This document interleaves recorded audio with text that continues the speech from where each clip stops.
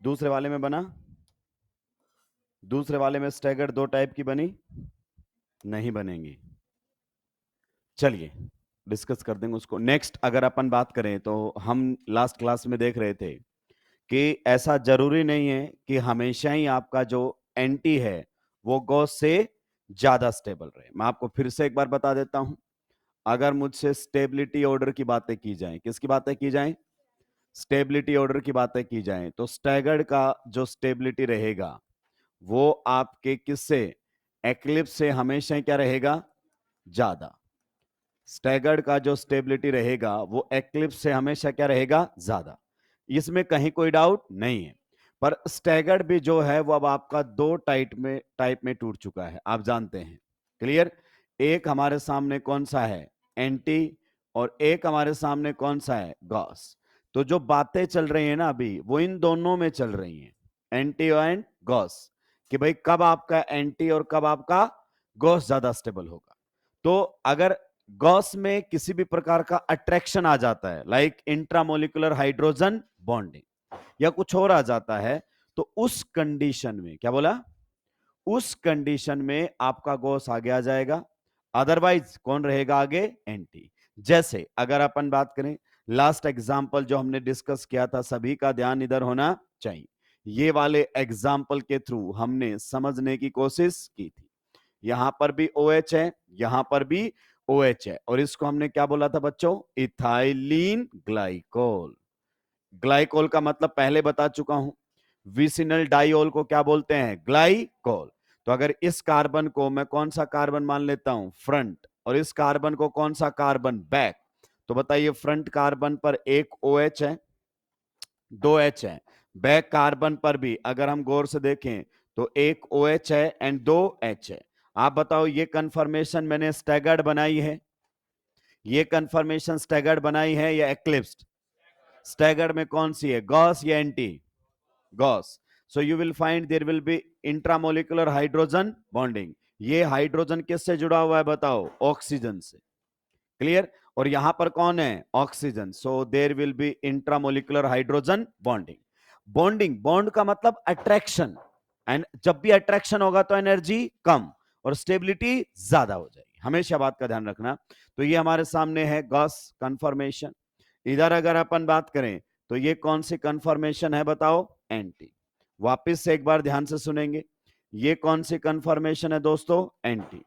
तो इस कंफर्मेशन का तो नाम हमारे सामने क्या है, गॉस, और इस कंफर्मेशन का नाम हमारे सामने क्या है, एंटी। अब ध्यान से सुनिए, इस केस में किसी प्रकार की हाइड्रोजन बॉन्डिंग नहीं होगी, क्योंकि आप जानते हैं यहां पर ऑक्सीजन पर है पार्शियल नेगेटिव, इस पर है पार्शियल, इस ऑक्सीजन पर पार्शियल नेगेटिव ईएन डिफरेंस की वजह से, और यहां पर पार्शियल पॉजिटिव। तो ये partial positive and partial negative का अट्रैक्शन है, और यहां पर ये एटम एक दूसरे से बहुत दूर जा चुके हैं, तो यहां पर ये अट्रैक्शन नेग्लेजिबल है, पर यहां पर अट्रैक्शन है। तो बताओ इन दोनों में से हाल फिलहाल में किसकी स्टेबिलिटी ज्यादा होगी, तो समझिए, बहुत ही आसानी से समझिए।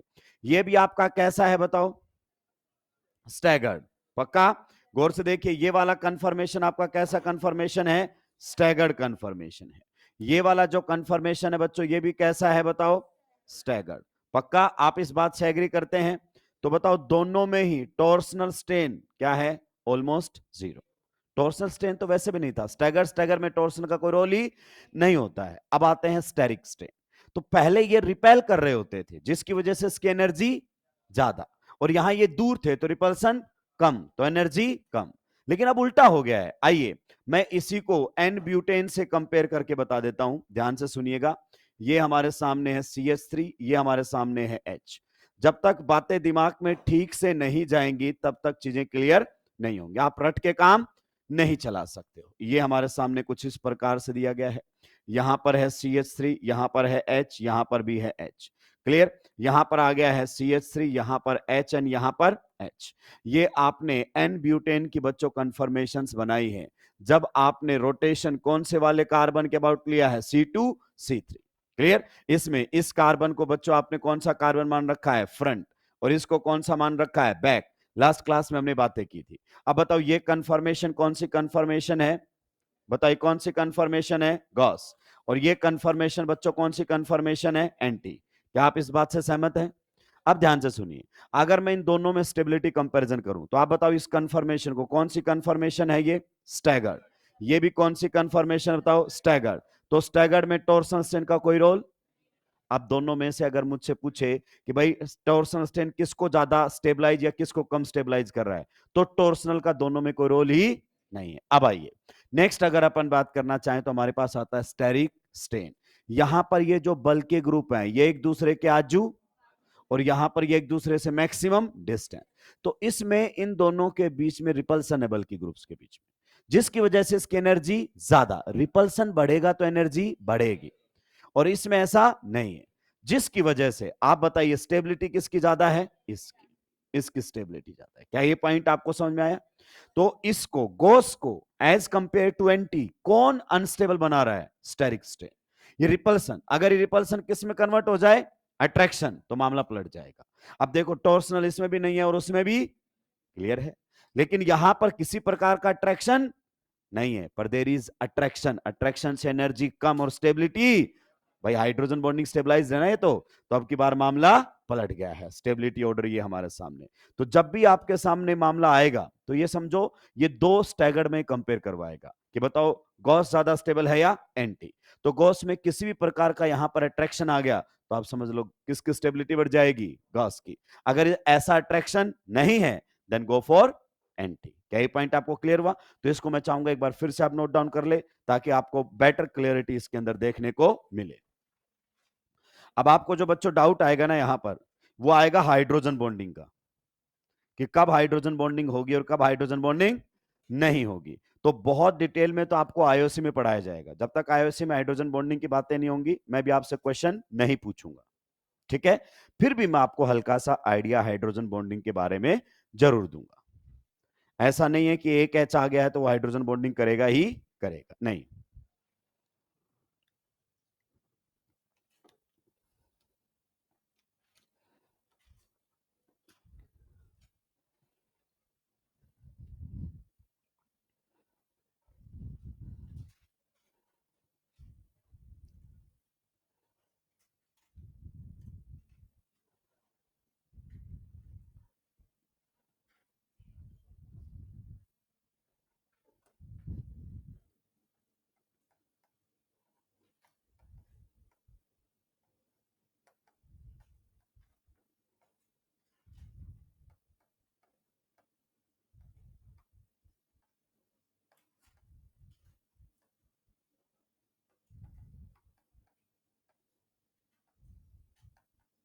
इंटर नहीं, intra, stabilised by intramolecular H bonding.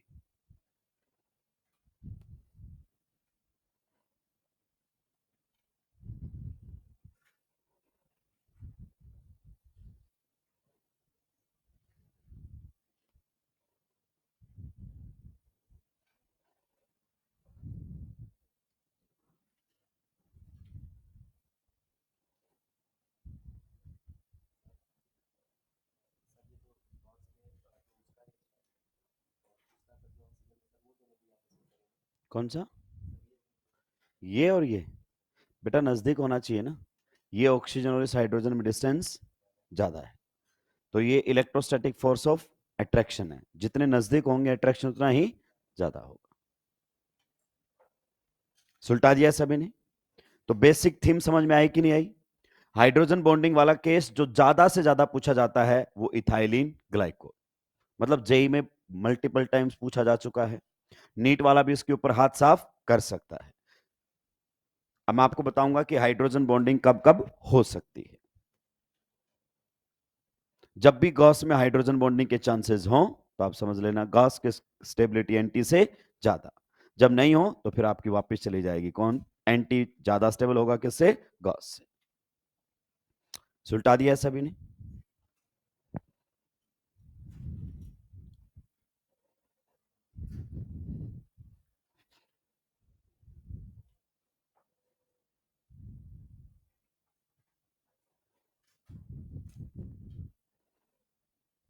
अब सुलटा दिया है क्या? चलिए देखिए, अब जो मैं आपको बात बताने वाला हूं वो बातें सारी किसकी हैं? आईओसी। उसका ऑर्गेनिक केमिस्ट्री से कोई लेना देना नहीं है। पर मैं ये मानता हूं कि अभी आपने आईओसी नहीं पढ़ी है तो मुझे एक बार बताना पड़ेगा, तो ध्यान से सुनिएगा।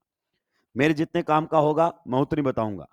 मैं आपको बता रहा हूं किसके बारे में, इंट्रामोलिकुलर, इंटर नहीं, क्या बोल रहा हूं, इंट्रामोलिक्यूलर एच बॉन्डिंग। कि सर मुझे नहीं पता चलता कि कब इंट्रामोलिकुलर हाइड्रोजन बॉन्डिंग होगी। ध्यान से सुनिए आप, देखिए अगर आपके पास कोई हाइड्रोजन है जो इधर किससे जुड़ा हुआ है, ऑक्सीजन से, इस हाइड्रोजन को गौर से देखिए, किससे जुड़ा हुआ है ये, ऑक्सीजन से, पक्का। या फिर कोई ऐसा हाइड्रोजन है जो किससे जुड़ा हुआ है, बताइए, नाइट्रोजन से, पक्का। मेरे काम इतना ही आएगा, और मेरे काम आने वाला,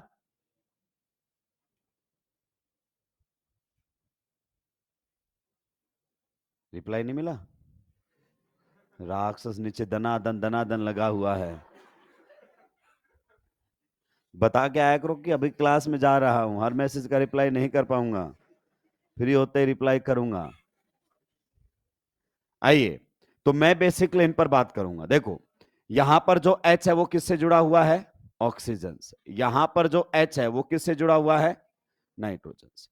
ये H किस किस के साथ हाइड्रोजन बॉन्डिंग कर सकते हैं, इधर ये H अगर आपका, या इधर ये H कॉमन ले लो दोनों में से, सामने कौन सा एटम आ जाए, ऑक्सीजन, कौन सा आ जाए, नाइट्रोजन, कौन सा आ जाए, फ्लोरीन, और कौन सा आ जाए, क्लोरीन।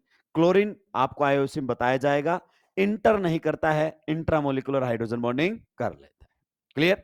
तो अगर ऑक्सीजन पर जुड़ा हुआ H है या फिर नाइट्रोजन पर जुड़ा हुआ H है, और सामने वाला एटम कौन है, ऑक्सीजन, नाइट्रोजन, फ्लोरीन या क्लोरीन, तो इस H में और इन एटम्स में हाइड्रोजन बॉन्डिंग देखने को मिलेगी। अब आप समझिए, मान लीजिए यहां पर ये H कार्बन से जुड़ा हुआ है, तो क्या ये H इधर ऑक्सीजन के साथ H बॉन्डिंग कर पाएगा, नो। कार्बन से जुड़ा हुआ H हाइड्रोजन बॉन्डिंग नहीं करेगा। किससे जुड़ा हुआ, ऑक्सीजन से, नाइट्रोजन से। आईओसी में आपको फ्लोरीन से भी बताया जाएगा, पर वो मेरे काम का नहीं है। तो आप हर जगह हाइड्रोजन बॉन्डिंग का कॉन्सेप्ट मत लगा देना, ये ध्यान रखना है। अगर H ऑक्सीजन या नाइट्रोजन पर है और सामने एटम ऑक्सीजन, नाइट्रोजन, फ्लोरीन या क्लोरीन में से कोई भी है, तो आप बोल दो इंट्रामोलिकुलर हाइड्रोजन बॉन्डिंग हो जाएगा। जैसे इस वाले में गौर से देखो, आपने शायद ध्यान नहीं दिया, यहां पर जो ये हाइड्रोजन है, बताओ किससे जुड़ा हुआ है पीछे, और यहां पर इस किसने किया है, इसने ऑक्सीजन के साथ। तो ये हाइड्रोजन इधर ऑक्सीजन से जुड़ा है, आगे किससे, ऑक्सीजन से, नाइट्रोजन से, फ्लोरीन से या क्लोरीन से एच बॉन्डिंग कर सकता है। ऐसा नहीं है अगर ये पीछे कार्बन होता तो भी मैं हाइड्रोजन बॉन्डिंग बोल देता, ऐसा बिल्कुल भी नहीं होगा। ये बहुत ही बेसिक पॉइंट है। तो इसका मतलब अगर हम कुछ एग्जांपल्स यहां पर डिस्कस करना चाहें, इधर ध्यान से सुनिए, ये हमारे सामने है CH2, कौन है, OH।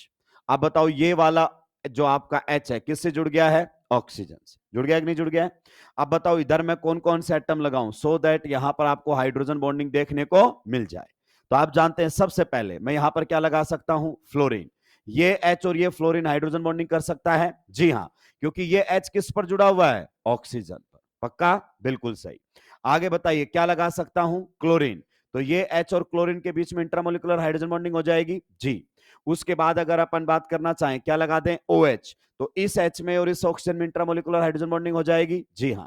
फिर अगर अपन बात करना चाहें क्या लगा देते हैं, NH2, तो इस H में और नाइट्रोजन में इंट्रामोलिकुलर हाइड्रोजन बॉन्डिंग हो जाएगी, बिल्कुल सही। फिर मान लीजिए हम लगा देते हैं क्या, NHR, क्या लगा देते हैं, मतलब एक H हटाकर कोई अल्काइल ग्रुप लगा दिया है, तो भी अभी भी इस वाले हाइड्रोजन में और बताइए नाइट्रोजन में इंट्रामोलिकुलर हाइड्रोजन बॉन्डिंग हो जाएगी, जी हाँ। फिर मान लीजिए मैंने क्या लगा दिया है, NR2, तो इस H में और इस नाइट्रोजन में हाइड्रोजन बॉन्डिंग हो जाएगी, बिल्कुल सही। अगर मैंने यहां पर क्या लगा दिया, मान लीजिए OR या OCH3 ले लिया है, तो बताओ इस H में और इस वाले ऑक्सीजन में इंट्रामोलिकुलर हाइड्रोजन बॉन्डिंग हो जाएगी कि नहीं हो जाएगी।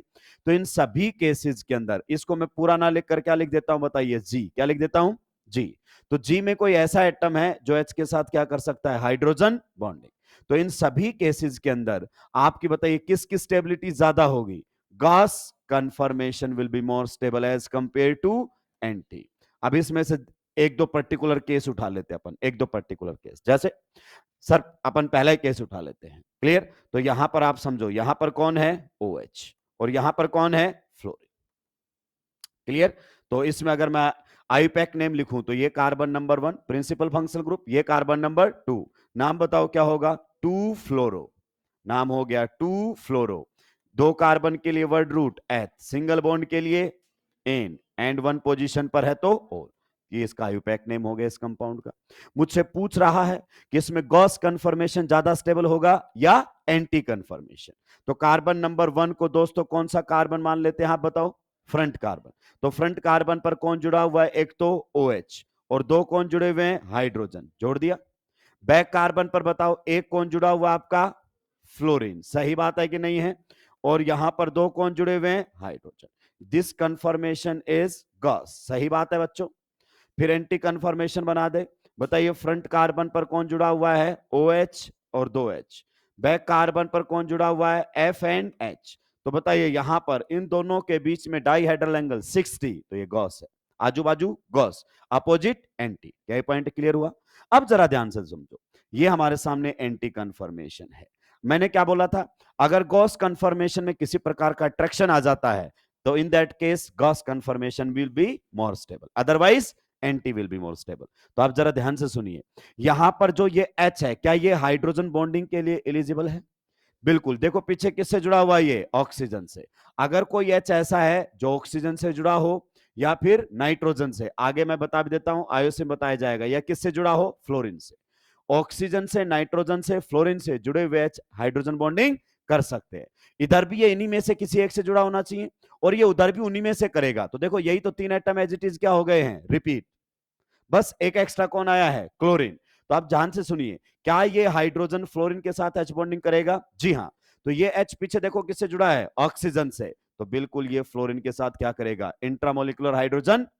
पर यहां पर ऐसा नहीं है। इंट्रामोलिकुलर हाइड्रोजन बॉन्डिंग को समझो, there is partial negative, there is partial. यहां पर ये फ्लोरीन किससे जुड़ा हुआ है बताओ, कार्बन से। इधर देखो किससे जुड़ा हुआ है, तो आप बताइए कार्बन में से और फ्लोरीन में से EN किसकी ज्यादा है, फ्लोरीन। तो यहां आएगा पार्शियल नेगेटिव और यहां होगा पार्शियल। तो आप देखो इस पर पार्शियल पॉजिटिव और इस पर पार्शियल नेगेटिव, तो there will be attraction between positive and negative. इसी का ही नाम बच्चों आपने क्या रख दिया है बताइए, इंट्रामोलिक्यूलर। क्या रख दिया है, इंट्रामोलिक्यूलर H बॉन्डिंग।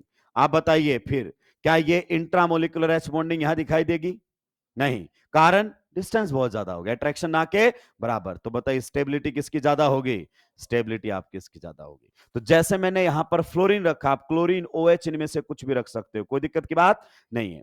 नेक्स्ट अगर अपन ध्यान से सुने तो ऐसे केसेस आपको देखने को मिल सकते हैं। मान लीजिए यहां पर हमारे सामने कौन है, NH2। अब आप गौर से देखिए, क्या ये जो हाइड्रोजन है, is it eligible for hydrogen bonding, yes. ये हाइड्रोजन किस पर जुड़ा हुआ है, नाइट्रोजन पर।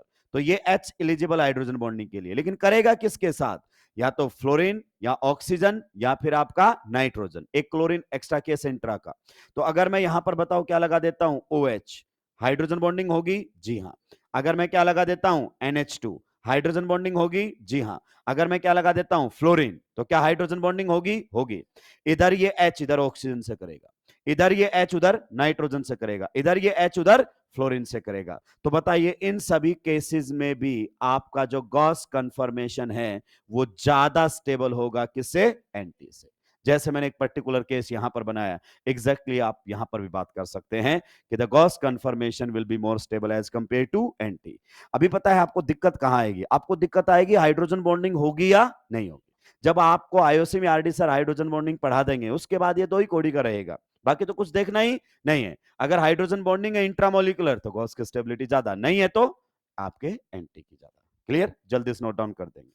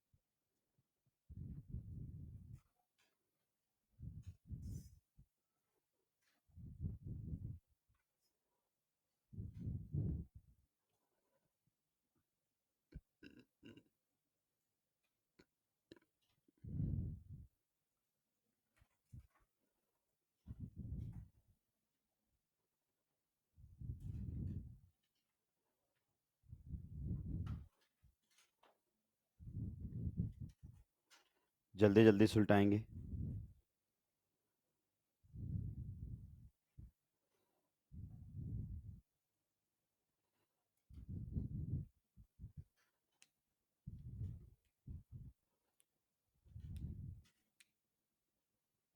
आज मॉड्यूल लेकर आए हो।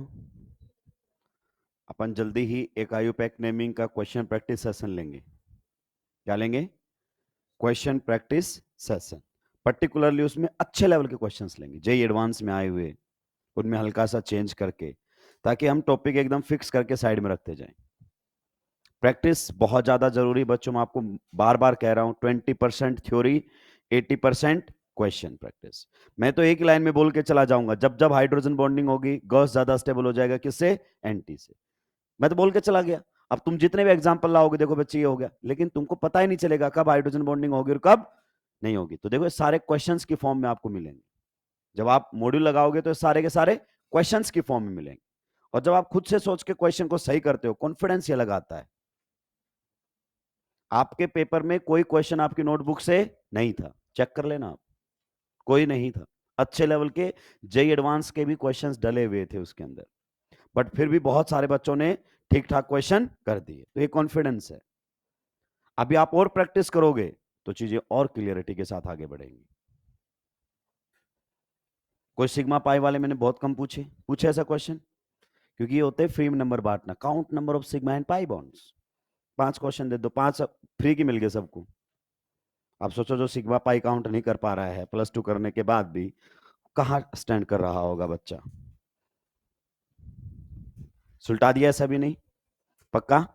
चलिए एक केस हम और डिस्कस करेंगे, उसके बाद क्वेश्चंस मैं आपके सामने लिखूंगा और आपको बताना है क्या स्टेबिलिटी ऑर्डर्स रहेंगे। देखिए अगला केस अगर अपन बात करें, सभी ने सुलटा दिया है तो मैं आगे बढ़ सकता हूं। चलिए स्पीड थोड़ा मेंटेन करेंगे भाई लोगों। एक केस हमारे सामने और है, और इस पर थोड़ा सा ध्यान देना, क्योंकि एग्जामिनर लगातार एनसीईआरटी को थोड़ा सा क्रॉस करने की कोशिश कर रहा है। ठीक है, ये हमारे सामने है। अब अगर मैं इसका नाम करना चाहूं तो ये कार्बन नंबर बच्चे 1, और ये आप जानते हैं halogens are always treated as substituent in IUPAC naming. तो बताओ नाम क्या रहेगा? 1,2 डाई हेलो। हेलोजन कौन है मालूम है? नहीं। मान लो क्लोरीन हुआ तो डाई क्लोरो, ब्रोमीन हुआ तो डाई ब्रोमो। पीसीसी में कितने कार्बन है? 2, तो word root eth, single bond के लिए एन। ये हमारे सामने हो गया। अब इसमें हम बात करनी है कि भाई इसका गॉस कंफर्मेशन ज्यादा स्टेबल होगा या एंटी कंफर्मेशन। तो इसको बच्चों में 2 केस में डिवाइड करता हूं। कितने केस में डिवाइड करता हूं? 2 केस में यहां पर मैं आपके सामने डिवाइड करता हूं। पहला केस, इफ, ध्यान से सुन लेना, इफ अगर अपन बात करें x इज इक्वल टू कौन है? फ्लोरीन। अगर x आपने क्या रख दिया है? फ्लोरीन। इसका मतलब ये तो ये वाली स्ट्रक्चर बन जाएगी, यहां पर भी कौन है? फ्लोरीन। यहां पर भी कौन है? फ्लोरीन। ये वाला केस हो गया अगर एक्स फ्लोरीन रख दिया तो इसमें एक कंफर्मेशन तो आपके सामने कौन से बनकर आएगी? गॉस। हमारा कंपैरिजन किस में चल रहा है? Gauss versus anti. आप बताओ इस कंफर्मेशन को देखकर ये गॉस कंफर्मेशन बनाई है या फिर एंटी कंफर्मेशन बनाई है? गॉस, आजू बाजू डायहेड्रल एंगल 60 डिग्री। दूसरा अगर अपन बात करना चाहें तो ये जो कंफर्मेशन मैंने आप लोगों के सामने बनाई है बच्चों, आप बताइए ये कौन सी कंफर्मेशन बना दी है? ये बना दी है एंटी कंफर्मेशन। पक्का? नेक्स्ट, बाकी में अगर अपन बात करना चाहें, if x is equal to, X क्या हो? क्लोरीन हो, ब्रोमीन हो, या फिर कौन हो? आयोडीन। बाकी जो हेलोजेंस बच गए, तो उसमें हमारे पास ये केस बन चुके हैं। अब एक्स इसमें स्पेसिफाई नहीं करेंगे वरना 3 बार लिखना पड़ेगा मुझे। बताइए ये गॉस कंफर्मेशन है या फिर आपकी एंटी कंफर्मेशन है? बिल्कुल सही आपने जवाब दिया है, this is what? Gauss confirmation. ये वाली कंफर्मेशन बताओ बच्चों, गॉस कंफर्मेशन है कि एंटी कंफर्मेशन है? Again it is anti confirmation. तो ये कंफर्मेशन हमारे सामने है गॉस, और ये कंफर्मेशन हमारे सामने है एंटी। ये कंफर्मेशन हमारे सामने है गॉस, ये कंफर्मेशन हमारे सामने है एंटी। क्या ये पॉइंट आपको समझ में आए? अब ध्यान से सुनिएगा, क्या यहां पर हाइड्रोजन बॉन्डिंग का केस है? कैसे होगा? एच थोड़ी है भाई ये। इधर देखो ये कौन है? हेलोजन। और ये भी कौन है? तो हाइड्रोजन बॉन्डिंग कैसे होगी? हाइड्रोजन बॉन्डिंग मतलब बॉन्ड हाइड्रोजन बनाए, दोनों में से कोई हाइड्रोजन ही नहीं है। अगर ये क्लोरीन क्लोरीन हुए तो आप जानते हैं ये एक दूसरे को क्या करेंगे? रिपेल। क्लियर। यहां पर भी अगर अपन बात करना चाहें तो वो रिपल्सन क्या होगा, कम। भाई मैं स्टेरिक स्ट्रेन की बात कर रहा हूं क्योंकि दोनों ही स्टैगर्ड हैं, तो टॉर्सनल तो दोनों में नहीं है, सही बात है कि नहीं है। तो यहां पर इन दोनों के बीच में रिपल्सन और यहां पर वो रिपल्सन कम। इसका मतलब गॉस और एंटी में से किसकी स्टेबिलिटी ज्यादा, एंटी। तो इनमें तो स्टेबिलिटी ऑर्डर ही आ जाएगा। अब ध्यान से सुनना मेरी बात को, सही बात है कि नहीं है। नेक्स्ट सर आप इधर भी ध्यान दे लीजिए, क्या फ्लोरीन और फ्लोरीन के बीच में हाइड्रोजन बॉन्डिंग होती है, नो। ये कोई हाइड्रोजन बॉन्डिंग का केस थोड़ी है भाई। हाइड्रोजन बॉन्डिंग तो एच इन्वॉल्व होना चाहिए, ये तो कौन है, फ्लोरीन एंड फ्लोरीन। क्लियर। तो भाई जाहिर सी बात है इनमें अट्रैक्शन हाइड्रोजन बॉन्डिंग वाला तो नहीं है। और यहां पर इनके बीच में रिपल्सन की बात करें तो रिपल्सन क्या होना चाहिए, कम। तो नॉर्मली हमें लगता है इसमें भी एंटी ज्यादा स्टेबल होना चाहिए, लेकिन ये थोड़ा सा डेटाबेस है, मतलब हायर लेवल पर जाकर समझाया जाता है कि इसमें आपकी स्टेबिलिटी किसकी ज्यादा होती है, गॉस की। And you have to remember this. क्या सर इसके आने के चांसेस हैं, तो मेरा जवाब है बेहद। एग्जामिनर पूछेगा इसको क्योंकि थोड़ा सा डेटा बेस है। अगर मुझे इसको समझाना पड़ा, हाइड्रोजन बॉन्डिंग इसमें कोई रोल ही नहीं है, इसमें रोल आता है एमओटी का, जो लिखवाया था ना, sigma sigma star. Sigma bonding molecular orbital, sigma anti bonding molecular orbital. तो यहां सिग्मा सिग्मा स्टार इंट्रैक्शन होता है। अब वो कैसे स्टेबलाइजिंग होता है, मैं वो चर्चाएं आपके सामने नहीं कर सकता। इधर मेरी तरफ देखो, क्या बोला, याद रखना है। क्या बोला, अगर फ्लोरीन फ्लोरीन है तो गॉस ज्यादा स्टेबल होगा, बाकी कोई भी है, chlorine chlorine, bromine bromine, iodine iodine, तो फिर जैसा आप सोच रहे थे एंटी ही ज्यादा स्टेबल होगा। क्या सर मुझे याद रखना है, मैं आपको बता देता हूं, लास्ट जो हमने सेशंस लिए थे उनमें भी मैं इस क्वेश्चन को लेकर गया था, मैं पूरा कॉन्फिडेंट था कि इस पर हाथ साफ करेगा। अब इस साल तो नहीं किया, बहुत जल्दी करेगा। और आप जाके देख लो, एक बार जाके देखो, जो हमने मैराथन सेशंस लिए थे केमिस्ट्री में, +1 वाले पार्ट में मैंने हर क्वेश्चन स्टीरियो का लिया है। चेक करो, नीट से पहले का हर क्वेश्चन स्टीरियो का, और देख लो NEET 2025 total number of isomers में स्टीरियो ही पूछे। तो इतना क्लियरिटी है कि एग्जामिनर किस बार कहां पर अटेम्प्ट लेने वाला है। तो जल्दी से नोट डाउन करेंगे, आगे बढ़ो।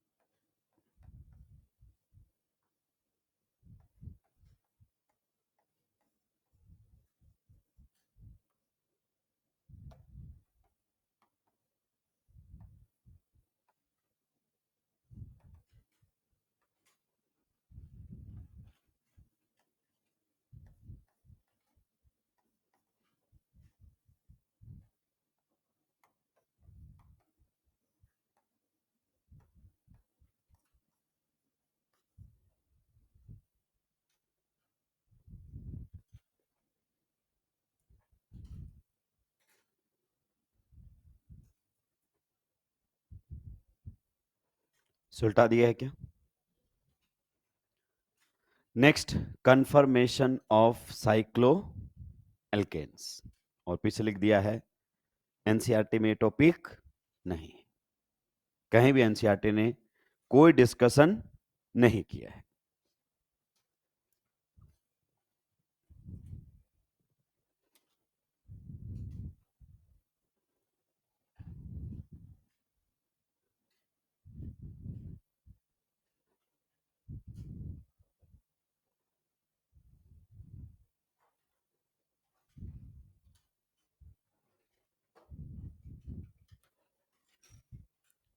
सुलटा दिया है सभी ने।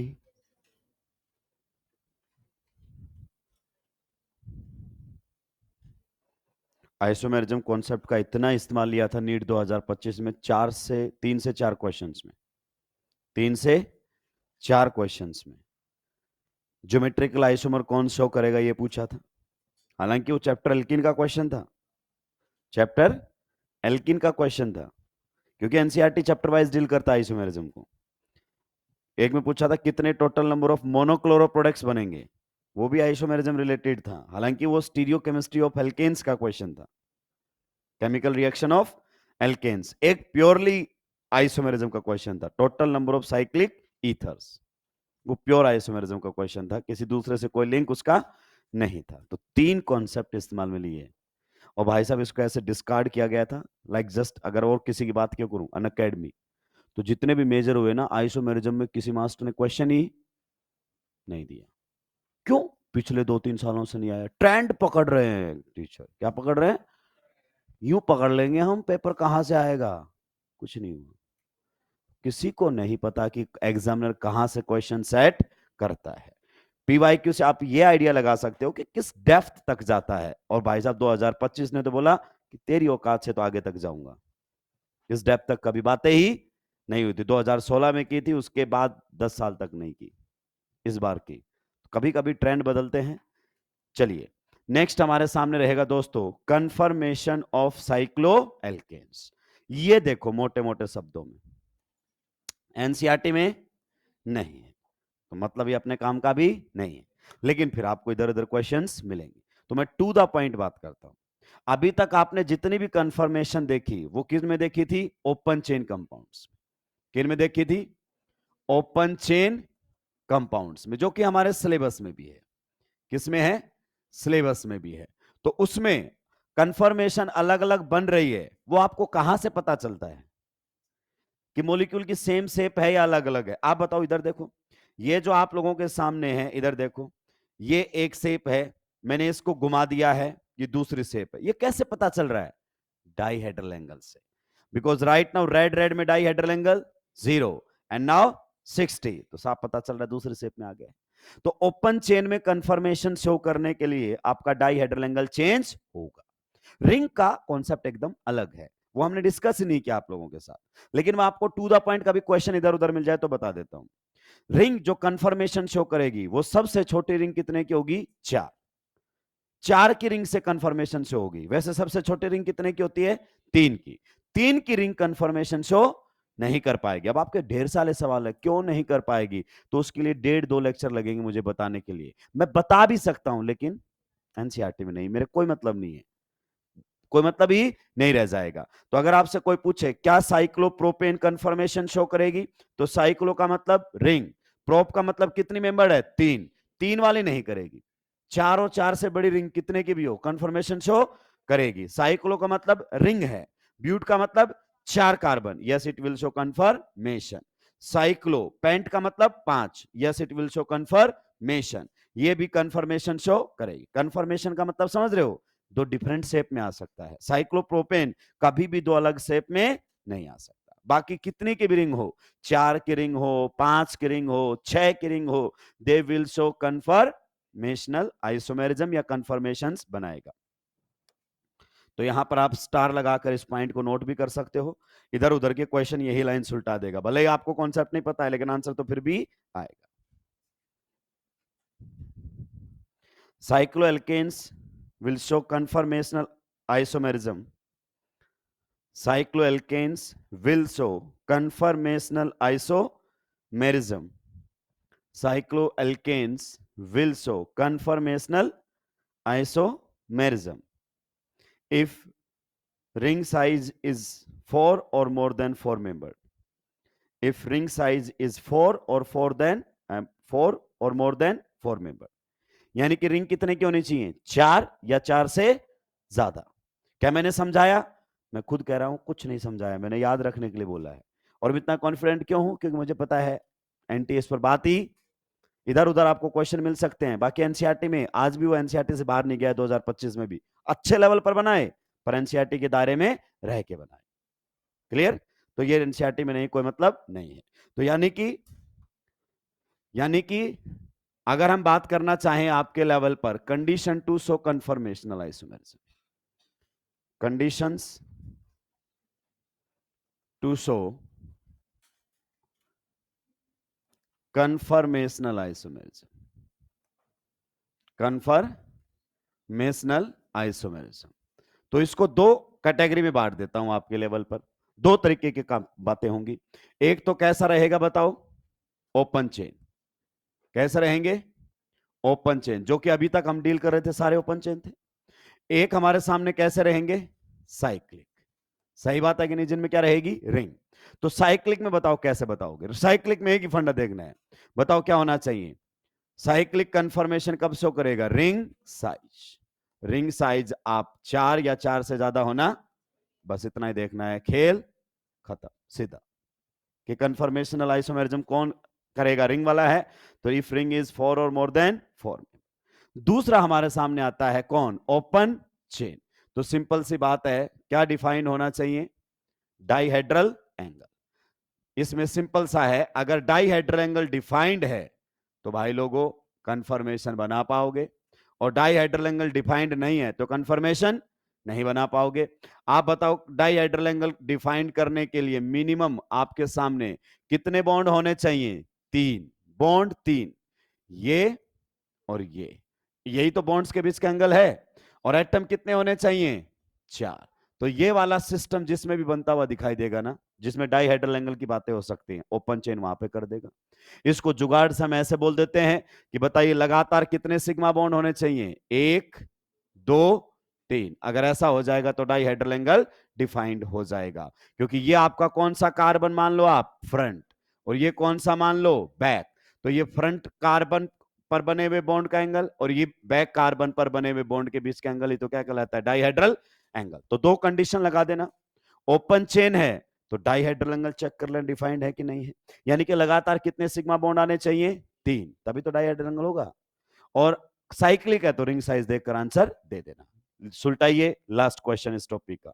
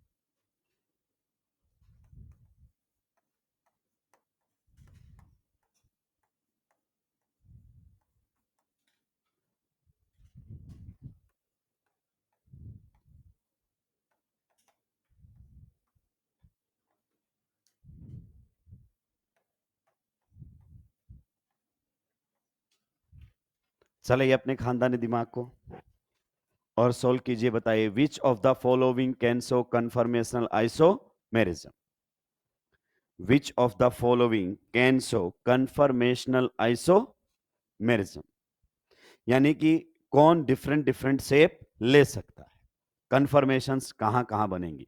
ओपन चेन के कॉन्सेप्ट अलग लगाने हैं, रिंग के कॉन्सेप्ट अलग लगाने हैं, हालांकि रिंग वाले आपसे पूछेगा भी नहीं, नीट के सिलेबस में नहीं। बताओ पहले वाले में डाइहेड्रल एंगल डिफाइंड है क्या, रटो मत। पता है बहुत सारे लोग ये बोलते हैं कि 3 लगातार 3 सिग्मा बॉन्ड होने चाहिए, पहले लिखवा देते हैं, पहले ही लिखवा देते हैं टॉपिक में।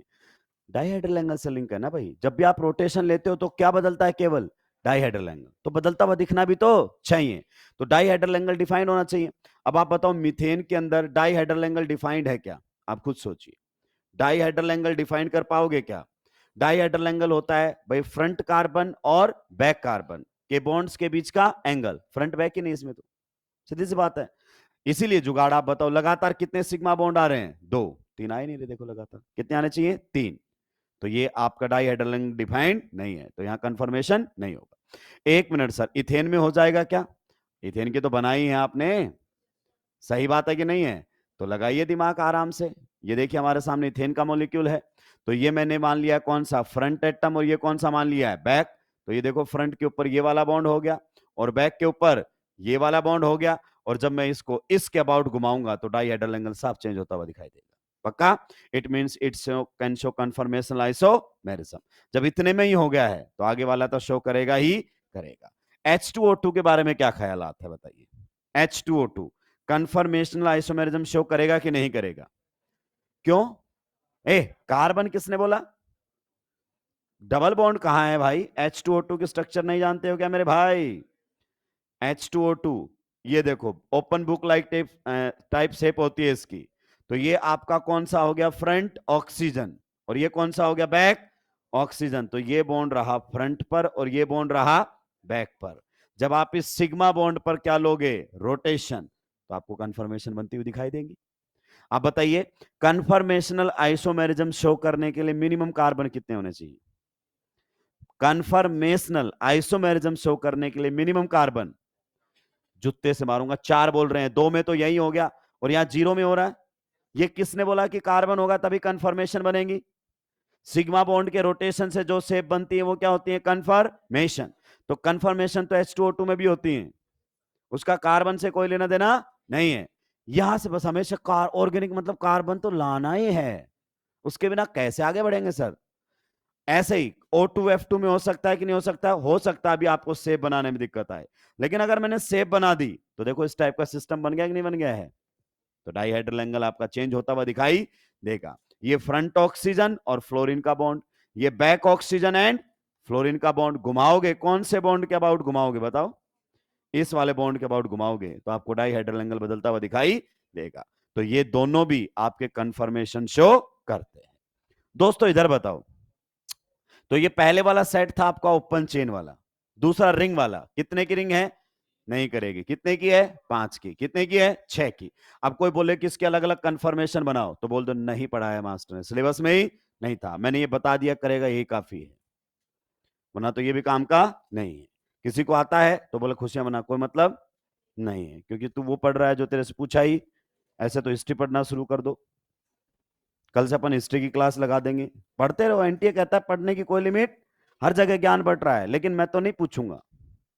तुम्हें बहुत सारी बातें आती हैं लेकिन एनटीए पूछता ही नहीं है, वो तो वही पूछेगा जो उसके डिफाइंड सिलेबस में है। तो ये पार्ट हमारा था कौन सा, कन्फर्मेशन। एक्चुअली हम इसको स्टीरियो का पार्ट डील नहीं करते, क्योंकि इनको कभी आइसोलेट नहीं कर सकते। कोई दो चीज डिफरेंट है तो भाई डिफरेंट है तो वो आइसोलेट भी होनी, अलग अलग भी तो होनी चाहिए ना। अगर आप आइसोलेट ही नहीं कर पा रहे तो हम कैसे कह देंगे वो दोनों चीजें अलग अलग है?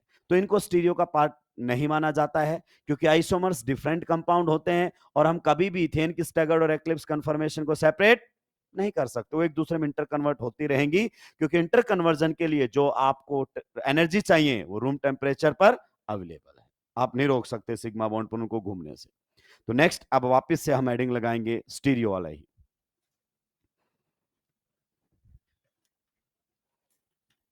अभी तक तो हमने स्टीरियो आइसोमेरिज्म की डेफिनेशन भी नहीं दी है। किसको? इनको घुमा लो, क्या दिक्कत है?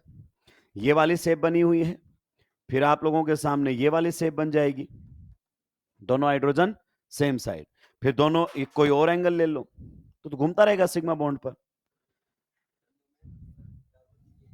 उससे कोई नहीं फर्क पड़ता ना। न्यूमेन ये कहा न्यूमेन कार्बन के लिए डिफाइंड है, फ्रंट एटम को डॉट से, बैक एटम को सर्कल से।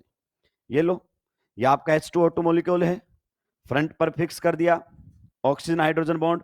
अब बैक को घुमा रहा हूं, देखो आपको अलग अलग शेप साफ बनती हुई दिखाई दे रही, तो बन रही है ना अलग अलग कंफर्मेशन। तो ये किसने कहा कि आगे वाले पर 3 होने ही चाहिए? सिग्मा बॉन्ड के रोटेशन से जो शेप बन रही हैं उन्हें कंफर्मेशन कहते हैं। और बताओ डाइहेड्रल एंगल बदलने के लिए इस टाइप का सिस्टम होना, भाई एक एटम जिस पर बॉन्ड हो फ्रंट मान लो, एक एटम जिस पर बॉन्ड हो उसको बैक मान लो, और ऐसे इन दोनों के फ्रंट और बैक के बीच में घुमाओ तो डाइहेड्रल एंगल चेंज होगा। डाइहेड्रल एंगल चेंज होगा तो कंफर्मेशन बनेगी, सिंपल सी बात। क्लियर हो गया? चलिए आगे बढ़ते हैं नेक्स्ट। तो दोस्तों हम डील कर रहे थे किसको? आइसोमर्स को। किसको डील कर रहे थे हम? आइसोमर्स को मैं आइसोमेरिज्म पर नहीं, आइसोमर्स पर जाता हूं। फिनोमिना को आइसोमेरिज्म और कंपाउंड्स को क्या बोल देते हैं? आइसोमर। तो आइसोमर्स को टेक्निकली कितने कैटेगरी में डिवाइड किया जा सकता है? 2 कैटेगरी में। सभी के पेन डाउन होने चाहिए। एक हमारे सामने आते हैं कौन से आइसोमर्स, आप बताइए। एक हमारे सामने आते हैं स्ट्रक्चरल आइसोमर्स। स्ट्रक्चरल आइसोमर्स, मुझे बताओ स्ट्रक्चरल को दूसरे नाम से किस नाम से जाना जाता है जो ज्यादा पॉपुलर है? कॉन्स्टिट्यूशनल। भूलना मत दोस्तों इसको, कॉन्स्टिट्यूशनल आइसोमर। स्ट्रक्चरल बोल दो, कॉन्स्टिट्यूशनल बोल दो, इक्विवेलेंट टर्म्स है, कंफ्यूज होने की जरूरत नहीं है। दूसरा अगर अपन बात करना चाहें तो हमारे सामने जो आइसोमर्स होते हैं दोस्तों, ये होते हैं स्टीरियो आइसोमर्स। क्या होते हैं?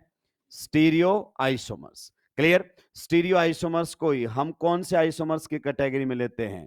कॉन्फिगरेशनल। अभी समझाऊंगा कॉन्फ़िगरेशन का मतलब भी। तो स्टीरियो आइसोमर बोल दो या कौन से आइसोमर्स बोल दो, कॉन्फ़िगरेशनल आइसोमर्स, एक ही बात है। तो जब भी वो आपसे कैलकुलेट करवा रहा होता है total number of stereo isomers, तो कौन से कैलकुलेट करने होते हैं? कॉन्फ़िगरेशनल। सच पूछो तो सर मुझे कॉन्फ़िगरेशनल का कोई मतलब ही, मैं समझाऊंगा ना, अभी स्टीरियो शुरू हुई है, वो कोई स्टीरियो का हिस्सा ही नहीं था। और इनको फर्दर कितनी कैटेगरी में डिवाइड किया जाता है? 2 कैटेगरी में। एक हमारे सामने है ज्योमेट्रिकल आइसोमर्स, क्लियर? और एक हमारे सामने है, बताइए, ऑप्टिकल आइसोमर्स। एक हमारे सामने ज्योमेट्रिकल आइसोमर्स रहेंगे और एक हमारे सामने ऑप्टिकल आइसोमर्स रहेंगे। नीट 2025 में इस पर अपना सिंगल हैंडेड क्वेश्चन था, ज्योमेट्रिकल आइसोमर कौन शो करेगा पूछा, उसमें ज्योमेट्रिकल प्लस ऑप्टिकल का भी क्वेश्चन था, total number of cyclic ether, combined question भी आया था। ठीक है, तो हम 1 बाय 1 डील यहां पर करने वाले हैं। अब what is the basic difference, आप समझिए, यहां से समझना शुरू कीजिए। अगर मैं बात करना चाहूं आइसोमर्स, तो आइसोमर की डेफिनेशन दो, बताओ। Different compounds. Isomer same compound होते हैं कि डिफरेंट? Different compounds. बहुत बेसिक डिफरेंस है, समझना। Different compounds having same molecular formula. MF लिख दूं, हैविंग सेम मोलिकुलर फॉर्मूला। क्या ये पॉइंट आपको समझ में आ गया है? भाई ऐसे कंपाउंड जिनका मोलिकुलर फॉर्मूला क्या होता है? सेम, उन्हें बच्चों हम आइसोमर कहते हैं। अब इनको 2 कैटेगरी में डाल दिया, एक स्ट्रक्चरल और एक स्टीरियो। तो स्ट्रक्चरल आइसोमर किसकी वजह से बनते हैं? स्ट्रक्चरल आइसोमर्स वो आइसोमर्स कराएंगे जिनमें क्या होगा? डिफरेंट। किसकी वजह से डिफरेंट होते हैं ये? Different structural formula. अगर 2 कंपाउंड ऐसे हैं जिनका मोलिकुलर फॉर्मूला क्या है? सेम, पर उनका स्ट्रक्चरल फॉर्मूला अलग अलग है। और जब भी जीवन में दोस्तों स्ट्रक्चरल फॉर्मूला बदलेगा, तो आप बताइए क्या बदलेगी? कनेक्टिविटी। डिफरेंट अगर अपन बात करना चाहें तो डिफरेंट क्या रहेगी?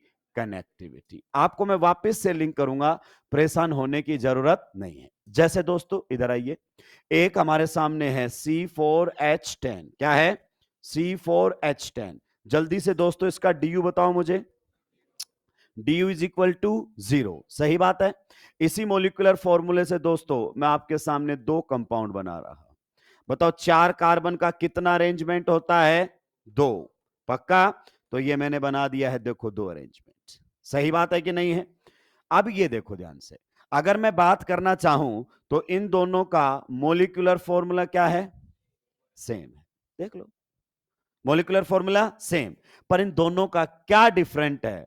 Structural formula.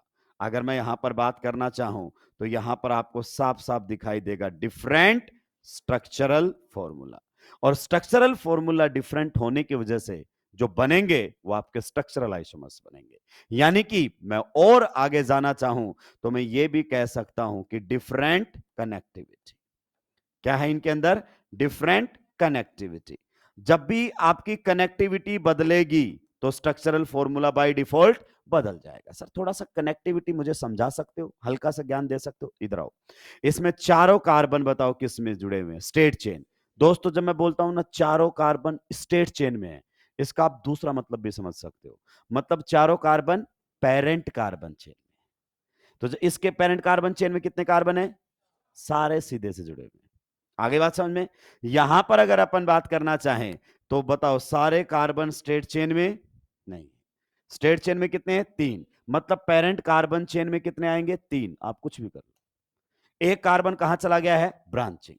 देखो इसमें कोई भी 3 डिग्री कार्बन चेक करो है क्या, लेकिन इसमें 3 डिग्री कार्बन है, मतलब अटैचमेंट बदल गया है। तो जब भी अटैचमेंट बदलेगा मतलब कनेक्टिविटी बदलेगी। तो कौन से आइसोमर्स बनेंगे? Structural isomer. अब स्ट्रक्चरल में भी कौन सी कैटेगरी में जाएंगे? किस में डिफरेंस है? चेन लेंथ, तो चेन आइसोमर हो जाएंगे। अगर फंक्शनल ग्रुप अलग होता, फंक्शनल ग्रुप आइसोमर हो जाते। पोजीशन अलग होती, पोजीशन आइसोमर। तो आप समझो different compounds having same molecular formula को क्या बोला? आइसोमर्स। और ऐसे कंपाउंड जिनमें डिफरेंस किसकी वजह से है? स्ट्रक्चरल फॉर्मूले की वजह से है, तो हम उन्हें क्या बोलेंगे? Structural isomers. अब आते हैं दोस्तों इधर इधर दूसरे वाली कैटेगरी में। इनकी मेन बात समझिए, इनमें क्या मिलेगा आपको? Same structural formula. क्या मिलेगा? Same structural formula. इसका मतलब दोस्तों आप समझते हो, सेम स्ट्रक्चरल फॉर्मूले का मतलब है कि सेम कनेक्टिविटी। मैं और भी लिख देता हूं, इसका मतलब आपको देखने को मिलेगा सेम कनेक्टिविटी। क्या ये पॉइंट आपको क्लियर हुआ? मतलब इनमें जुड़ने का तरीका एग्जैक्टली क्या रहेगा? सेम। ठीक है, तो फिर डिफरेंट क्या रहेगा? इनमें मेन पॉइंट जो होता है स्टीरियो वालों के अंदर जो मिलता है वो मिलता है डिफरेंट। जो आपने लिखा हुआ है वही डिफरेंट। केवल क्या होना चाहिए? कॉन्फ़िगरेशन। डिफरेंट क्या होना चाहिए? कॉन्फ़िगरेशन। ये डिफरेंट कॉन्फ़िगरेशन रखते हैं, इनमें कॉन्फ़िगरेशन डिफरेंट होती है। लेकिन सर मुझे तो यही नहीं पता कि कॉन्फ़िगरेशन क्या होती है। आइए मैं आपको समझाऊंगा। मैं बहुत भारी शब्दों पर नहीं जाऊंगा, बहुत हल्के में चीजें समझाने की कोशिश करूंगा। दोस्तों इधर ध्यान दीजिए, मेरे पास है C4H8। क्या आप मुझे इसका DU बता सकते हो दोस्तों? बिल्कुल सही जवाब आपने दिया है। इसका DU कितना है? 1। पक्का? आप ध्यान से सुनना, इससे मैंने एक स्ट्रक्चरल फॉर्मूला बनाया है कुछ इस तरीके से। एक स्ट्रक्चरल फॉर्मूला मैंने बनाया है कुछ इस तरीके से। ये क्या था बताओ? बताओ क्या था? Molecular formula. ये क्या बनाया था दोस्त? Structural formula. क्लियर? इस स्ट्रक्चरल फॉर्मूले में आप गौर से देखिए, आप गौर से देखिए, कार्बन कार्बन के बीच में क्या है? Double bond. और इस डबल बॉन्ड के अक्रॉस जो आपके एटम्स और ग्रुप्स है ना, वो दो अलग अलग अरेंजमेंट रख सकते हैं। किसमें? स्पेस में। स्पेस के अंदर आप देखो, ये कार्बन नंबर क्या है बताओ? 1। ये कार्बन नंबर 2, ये कार्बन नंबर 3 और ये कार्बन नंबर 4। अगर मैं बिल्कुल सेम कनेक्टिविटी रखते हुए दो स्ट्रक्चर बना सकता हूं। ध्यान से सुनिएगा, एक स्ट्रक्चर हमारे सामने कुछ इस प्रकार से, यहां पर हाइड्रोजन है, यहां पर कौन है? CH3। यहां पर हाइड्रोजन है, यहां पर कौन है? CH3। दूसरा मैं कुछ इस प्रकार से बना सकता हूं, यहां पर हाइड्रोजन है, यहां पर कौन है? CH3। यहां पर CH3 है और यहां पर क्या है? हाइड्रोजन। आइए दोस्तों मैं आपको चेक करवा दूं कनेक्टिविटी बातें। बताओ, ये कार्बन नंबर 1, ये कार्बन नंबर 2, ये कार्बन नंबर 3, ये कार्बन नंबर 4। तो ये जो मैंने आपके सामने बनाया ना, वो इसी स्ट्रक्चरल फॉर्मूले से बनाया। इसमें भी चेक कर लो, ये कार्बन नंबर 1, ये कार्बन नंबर 2, ये कार्बन नंबर 3 एंड ये कार्बन नंबर 4। तो इन दोनों का स्ट्रक्चरल फॉर्मूला सेम है कि अलग अलग है? This is the structural formula. You know the limitation of structural formula? It tells you nothing about the geometry. Molecular formula केवल इतना बताता है किस एलिमेंट के कितने एटम है। It tells you nothing about the connectivity. कौन किससे जुड़ा हुआ है इसका कोई लेना देना नहीं है। भाई 4 कार्बन एटम है और 8 हाइड्रोजन, कहता है खत्म मेरा काम।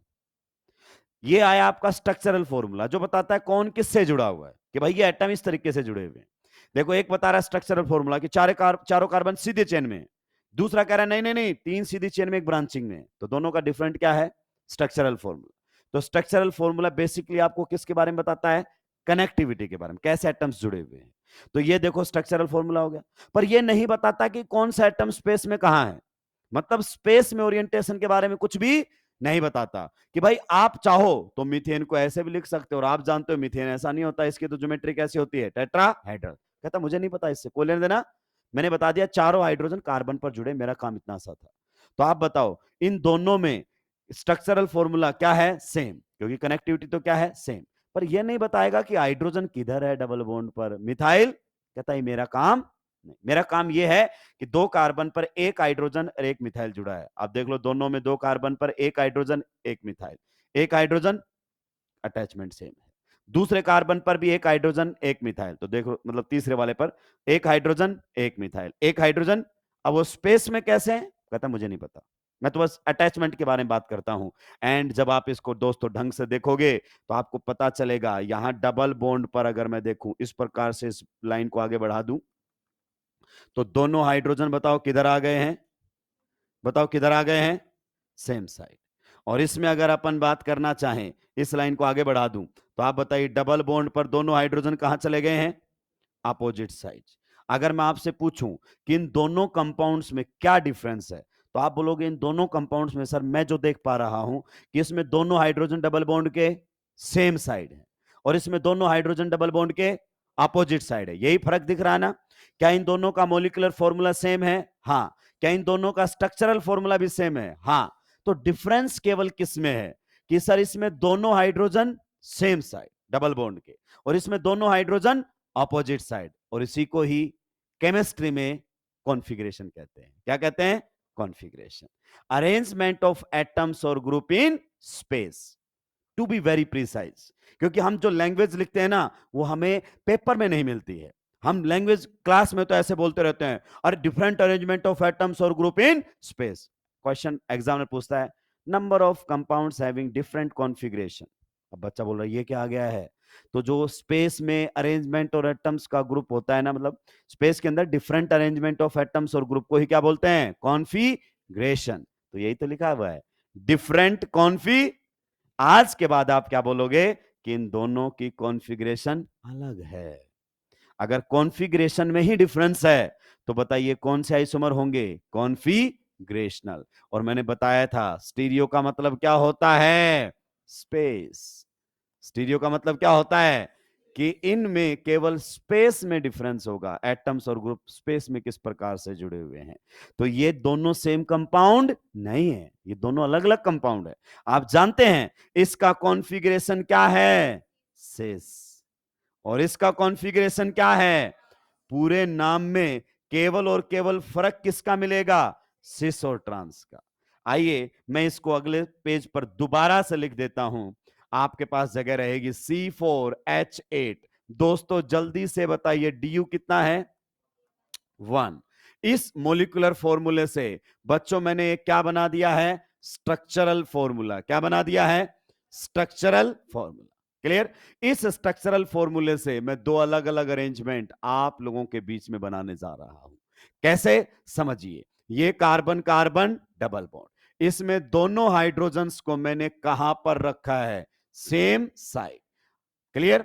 और दूसरा अरेंजमेंट जिसमें दोनों हाइड्रोजन्स को मैंने दोस्त कहां पर रखा है, बताइए, ऑपोजिट साइड। क्लियर। इन दोनों में अगर मैं से पूछे, दोनों का मॉलिक्यूलर फॉर्मूला सेम, दोनों का स्ट्रक्चरल फॉर्मूला सेम, पर दोनों में डिफरेंस क्या है कि देखो इस डबल बॉन्ड पर जरा गौर से देखो। अगर मैं इस दोनों कार्बन्स के न्यूक्लियस से पास होने वाली एक लाइन खींच देता हूं, तो इसमें दोनों हाइड्रोजन डबल बॉन्ड के किधर हैं, सेम साइड।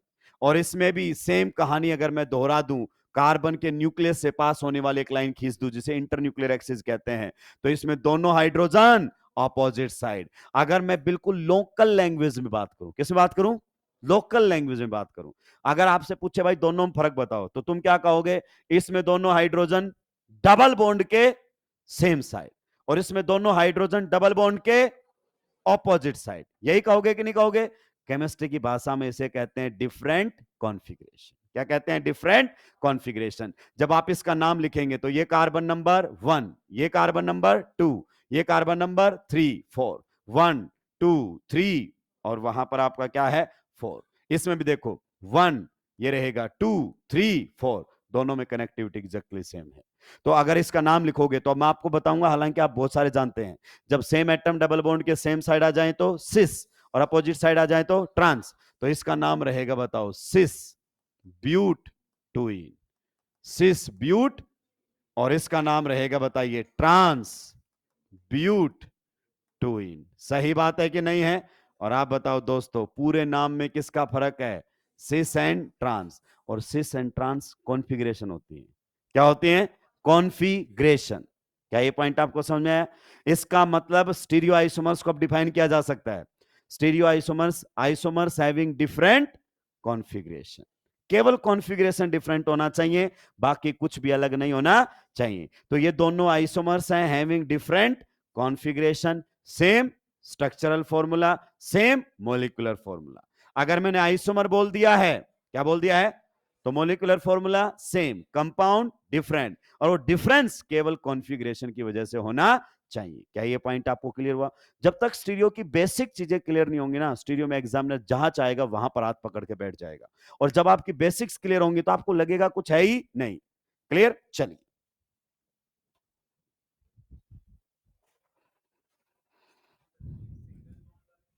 सिंगल बॉन्ड वाले ने कहा डिफरेंट नहीं होते ना, वो स्टैगर्ड और एक्लिप्स्ड कभी सेपरेट हो सकती हैं, तो सेपरेट नहीं हो सकते तो अलग कैसे मानोगे?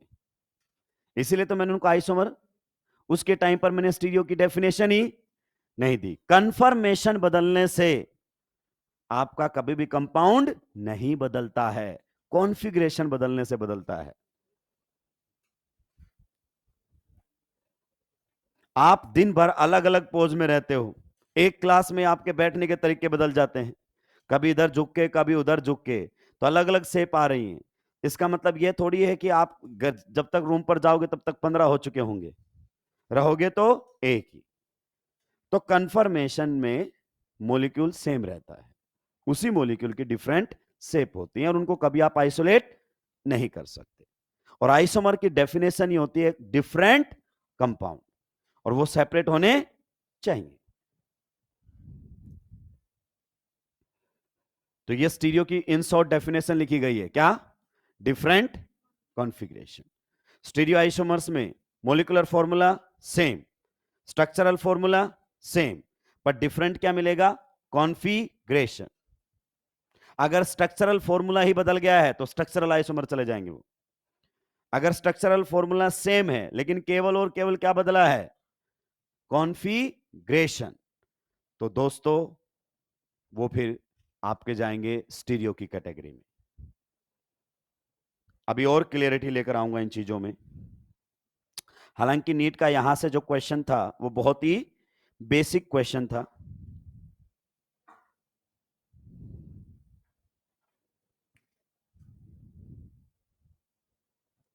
जल्दी जल्दी सुलटा देंगे दोस्तों।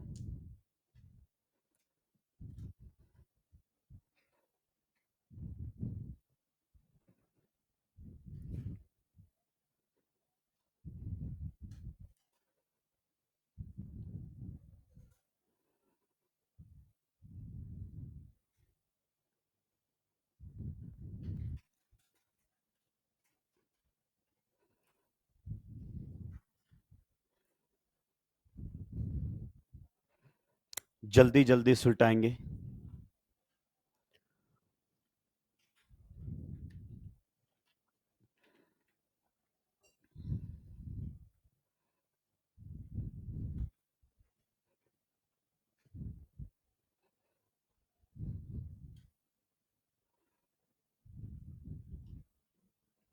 स्टीरियो आइसोमर्स में कनेक्टिविटी सेम या अलग? अगर कनेक्टिविटी बदल गई, कनेक्टिविटी डिफरेंट, तो किस कैटेगरी में जाएंगे? स्ट्रक्चरल। अगर कनेक्टिविटी सेम तो किस कैटेगरी में? स्टीरियो। ये मेन है। कनेक्टिविटी का ही दूसरा नाम क्या है? Structural formula. स्टीरियो में अभी स्टेटमेंट का दौर तो लाया ही नहीं है वो भाई साहब। अगर स्टेटमेंट का दौर लाए तो मास्टरों के हाथ पकड़ ले।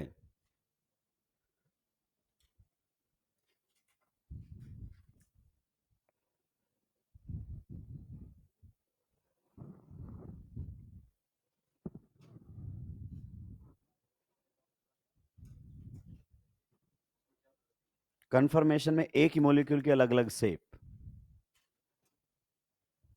बदलती है, मॉलिक्यूल नहीं बदलता है, उसमें तो कुछ भी नहीं बदलता, वो तो सिग्मा बॉन्ड के रोटेशन से। स्टीरियो का पार्ट ही मत मानो उसको। तो किसमें? कंपाउंड ही सेम है, अलग अलग कन्फर्म कॉन्फ़िगरेशन में होता है, कंफर्मेशन में नहीं होता है भाई। आप पर्टिकुलर कंफर्मेशन की बात करोगे तो अलग है, पर आप बात ओवरऑल मॉलिक्यूल की बात करोगे तो सेम ही रहेगा। आपने बोल दिया एंटी, अब मैं एंटी पर ही सोचूंगा। आपने बोल दिया गॉस, तो अब किस पे सोचूंगा? गॉस पे। बोल दिया तो फिर मुझे उसी पर आना पड़ेगा। सुलटा दिया है। ये वाला पार्ट आगे लिखा हुआ है, आप और अच्छे से लिख सकते तो। अभी और एग्जाम्पल आएंगे, धीरे धीरे आप मुझ पर विश्वास करना कम कर देंगे, क्योंकि मैं बोलूंगा कंपाउंड अलग हैं, पर आपको नजर नहीं आएंगे। अंदर से आपको लगेगा नहीं ये झूठ कह रहा है। वो टीवी सीरियल वाला आएगा, मैं बोलूंगा ये डिफरेंट कंपाउंड है, तुम बोलोगे क्या क्या क्या, 3 बार। मैं बोलूंगा 3 बार और कर लो, हैं तो अभी भी डिफरेंट ही। एक बार में भी सुनाई दे सकता है। आगे बढ़ सकते हैं।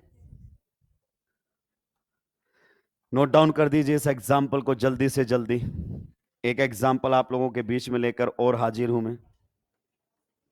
C4H9Br, DU कितना है इसका? 0। मुझे पता है आप लोग छापने में ज्यादा व्यस्त हैं, जल्दी छापे, कुछ तो इसी को 2 बार छाप देंगे, पीछे भी छाप आए इधर भी छाप देंगे, और 2 बार पढ़ भी लेंगे और बोलेंगे सर पीछे वाला तो समझ में आ गया, ये नहीं आया।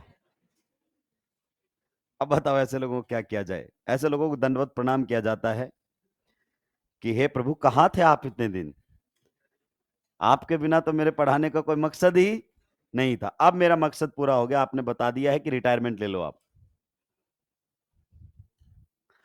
अब ऐसे भी अनअकैडमी में चुन चुन के आते हैं बच्चे देश के कोने कोने से, कि ये कह रहे हैं कि हमारे पास बहुत अच्छे टीचर्स हैं, हमें पढ़ाओ तो माने।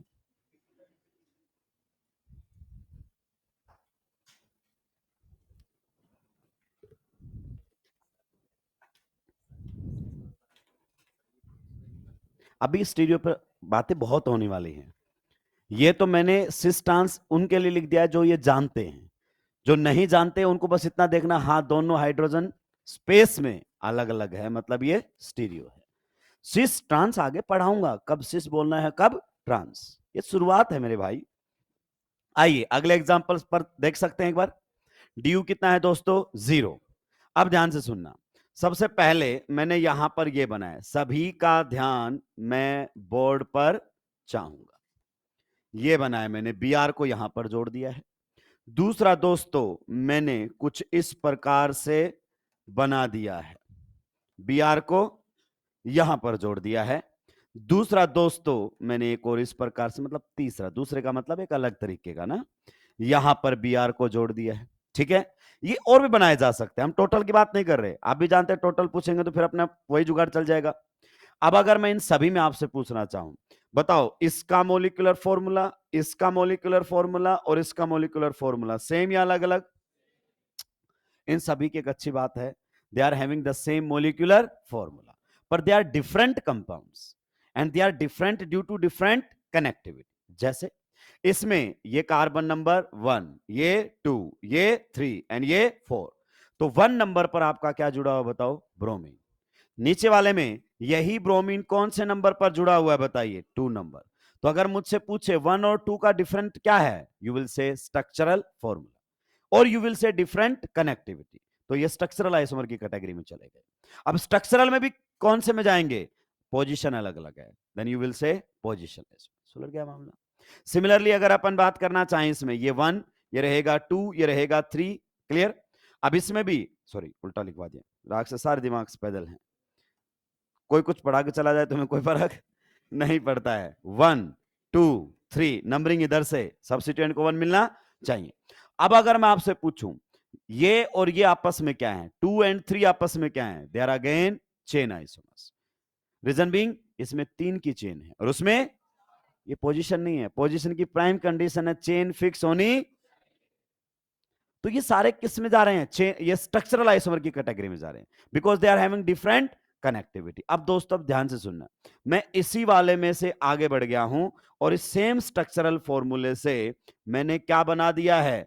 2 अलग अलग अरेंजमेंट बना दिए हैं स्पेस में। समझना मेरी बात को, एक अरेंजमेंट ऐसा है, यहां पर CH3 है, क्लियर, यहां पर हमारे सामने CH2 है, यहां पर हमारे सामने CH3 है।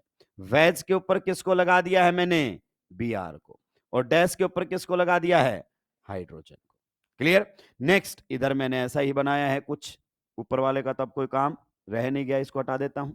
ठीक है, तो इधर मैंने बनाया ऐसा ही, ये हमारे सामने है CH3, ये हमारे सामने है CH2, ये हमारे सामने है CH3। यहां पर वेज पर किसको लगा दिया है? H को, और डैश पर किसको लगा दिया है? Br को। क्लियर? अब जरा सोचो, मैं इन दोनों के बारे में अगर आपसे पूछना चाहूं तो इन दोनों का स्ट्रक्चरल फॉर्मूला सेम है कि डिफरेंट है? सेम। 1 2 3 4, 1 2 3 4, चारों कार्बन स्ट्रेट चेन, 2 नंबर पर Br, 2 नंबर पर Br, तो यहीं से तो बनाया है, इसी वाले से तो बनाया है। तो इन दोनों का स्ट्रक्चरल फॉर्मूला क्या है? सेम। लेकिन आपको बताऊं दोस्तों, ये दोनों डिफरेंट कंपाउंड्स हैं। कैसे कंपाउंड्स हैं? ये हैं डिफरेंट कंपाउंड्स। क्या हैं? Different compounds. और ये डिफरेंट किसकी वजह से हैं? ये डिफरेंट हैं कॉन्फ़िगरेशन की वजह से। डिफरेंट क्या है इनमें? कॉन्फ़िगरेशन। मतलब स्पेस में आपने सर अरेंजमेंट बदला है, और बदल चुका है। मैं आपको याद दिलाऊंगा तब समझ में आएगा। इधर देखो, Br किस पर था? अगर इस मॉलिक्यूल को गौर से ऑब्जर्व करोगे तो बताओ, Br आपकी साइड है, पर उस मॉलिक्यूल पर Br आपसे, किस में फर्क है? स्पेस में फर्क है, हवा में। सही कहा कि नहीं कहा? और स्टीरियो का मतलब ही क्या होता है? स्पेस। सेम एटम से जुड़ा रहेगा, पर या तो वो आपकी तरफ हो जाएगा या आपसे दूर हो जाएगा, मतलब अरेंजमेंट जो है वो स्पेस में बदल जाएगा। तो ये दोनों कंपाउंड्स अलग अलग हैं। सर यकीन मानो तो मुझे लग नहीं, मुझे सेम लग रहे हैं, इसी को स्टीरियो कहते हैं। स्टीरियो का मतलब आंखों का धोखा, और यहां खुली आंखों से धोखा होगा। क्या सर एक दिन मैं इनको पहचान पाऊंगा कि वास्तव में अलग है? तो मैं आपको जवाब दे रहा हूं, जी हां, एक दिन आप पहचान पाएंगे। अभी आप मान रहे हैं कि चलो आप इतने दिनों से पढ़ा रहे हो, तो मान लेते हैं ये दोनों अलग हैं, मान ही रहे हैं सर, बाकी डाइजेस्ट।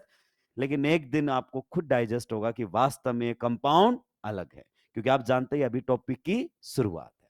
अभी केवल आपको इतना समझ में आया है। कोई आपसे पूछे कि बताओ स्टीरियो आइसोमर्स क्या होते हैं, तो आप बोलोगे ऐसे आइसोमर्स जिनका केवल क्या डिफरेंट होना चाहिए? कॉन्फ़िगरेशन।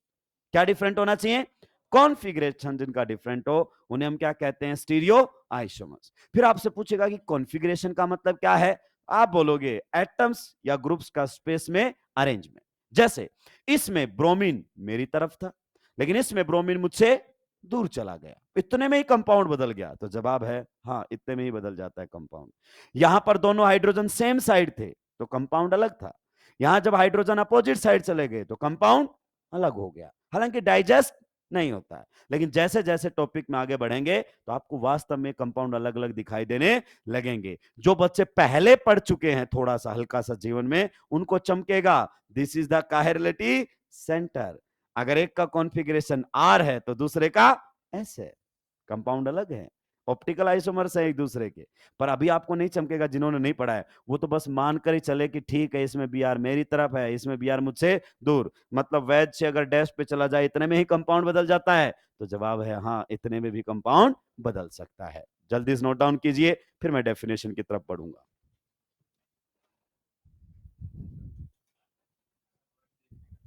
नहीं नहीं नहीं, देखने का नजरिया, आप फ्रेम ऑफ रेफरेंस तो फिक्स रखोगे ना? फ्रेम ऑफ रेफरेंस क्या रखोगे? फिक्स रखोगे। देखने का नजरिया ही है, बस चीजें बदल देता है।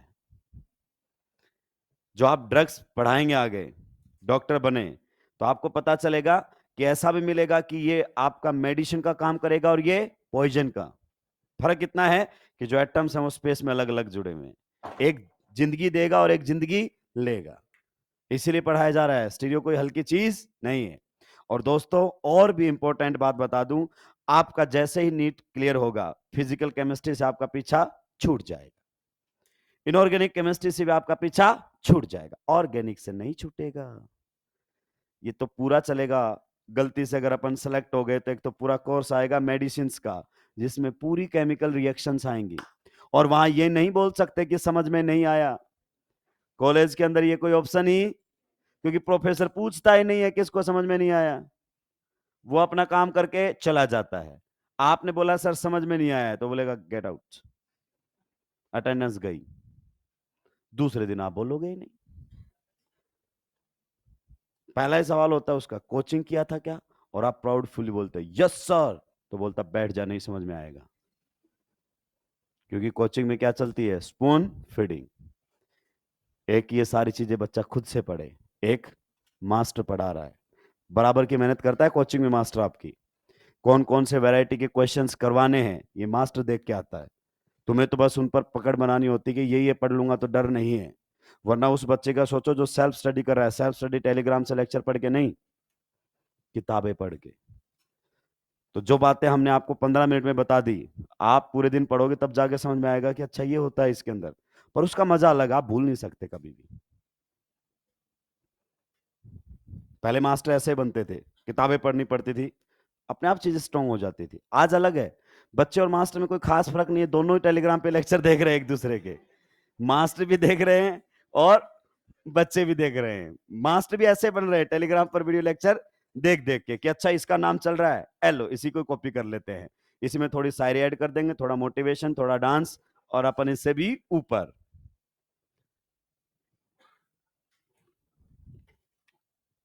ऑनलाइन वाले आजकल ऐसा ही पूछते हैं कि सर क्या कर सकते हो, पढ़ा सकते, पढ़ा तो सभी लेते हैं, उसके अलावा। मैंने कहा तुम टीचर ढूंढ रहे हो, क्या ढूंढ रहे हो पहले बताओ। नहीं, ढूंढ तो हम टीचर ही रहे हैं, समझ रहे हो आप। पढ़ा तो आजकल कोई भी लेता है, उसके अलावा। मैंने कहा उसके अलावा क्या, शायरी अच्छी बोल देते हो, डांस कर लेते हो, चलती क्लास में रो सकते हो। गलत कह रहा हूं क्या मैं। आप देखो सबसे ज्यादा रियलिटी शो में कौन रोती थी, नेहा कक्कड़। आपको लगता है कि कोई बोले मैम मैं बहुत गरीब हूं, रो दे। तो भाई साहब देश में बहुत सारी जनता गरीब ही है, पर वहां पे एक फिक्स होता है, कैमरा जिसकी तरफ घुमा उसको रोना है, यही टीआरपी है। तो नीट के पेपर के बाद सारे मास्टर ऐसे आ खड़े, बच्चे एनटीए ने फ्रॉड किया है,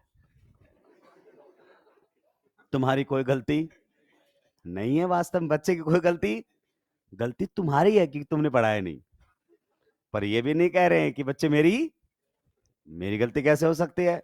मैं तो, तुम कौन हो, डॉक्टर बनने वाले हो, तुम भगवान हो और मैं तुम्हारा भी भगवान हूं। मास्टर भगवान का दूसरा रूप है ना। तो सोचो मैं तो तुमसे 2 कदम आगे, मैं कैसे गलती कर सकता हूं। तो मामला थोड़ा सा अलग है। चलिए अब बढ़ते हैं, काफी टाइम वेस्ट हो गया है, पर मुझे पता है इस पूरी क्लास में यही 2 मिनट आपको सबसे अच्छे से समझ में आया। आप इतने कॉन्फिडेंस से समझे हैं कि बाजू वाले को समझा देंगे कि तू टेंशन मत ले, ये और भी कुछ कहना चाहता था, किसके बारे में कह रहा था, मैं सब बताऊंगा तुझे डिटेल में। मैं इसको 2-3 सालों से जानता हूं। ये कॉन्सेप्ट, इस बातों में भी कॉन्सेप्ट छुपा के चलता है, सही हिंट दे देता है कि आप खुद से सोचो। तो आते हैं अब हम किसकी डेफिनेशन पर, स्टीरियो आइसोमर्स की डेफिनेशन। किस पर आते हैं, डेफिनेशन पर आते हैं। और उम्मीद करता हूं अब आप स्टीरियो आइसोमर्स की डेफिनेशन देने के लायक हो गए हैं। हालांकि हैं तो आप अभी भी नालायक, पर मैंने मान लिया कि आप इतने लायक हो गए। थोड़ा मुझे खुद से बताओ क्या होगी डेफिनेशन। सिंपल सिंपल, एक लाइन में डिफाइन कर दो। Sir stereo isomers have different config, खत्म। और कॉन्फ़िगरेशन पूछे तो अरेंजमेंट ऑफ एटम्स और ग्रुप इन स्पेस, सिंपल सी बात है। तो लिखिए इसके अंदर, isomers, isomers having same structural formula, isomers having same structural formula, isomers having same structural formula, isomers having same structural formula, bracket में लिखो सेम कनेक्टिविटी, क्योंकि तुम भूल जाओगे इस बात को। स्ट्रक्चरल फॉर्मूला बोल दो या कनेक्टिविटी बोल दो, एक ही बात। Isomers having same structural formula, bracket में same connectivity, close the bracket, but different configuration, but different configuration, but different configuration.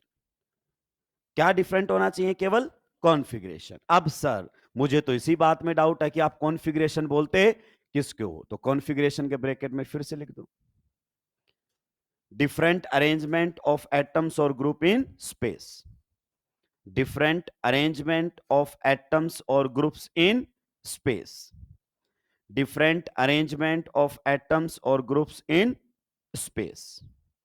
Different arrangement of atoms or groups in space. आगे बात समझ में? चलिए अब आपके बहुत सारे पॉइंट्स क्लियर करता हुआ चलूंगा, कुछ पॉइंट लिखेंगे. पहला पॉइंट लिखेंगे इसके अंदर,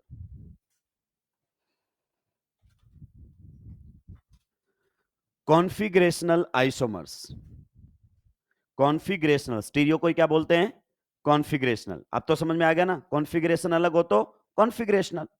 configurational isomers are non interconvertible at room temperature.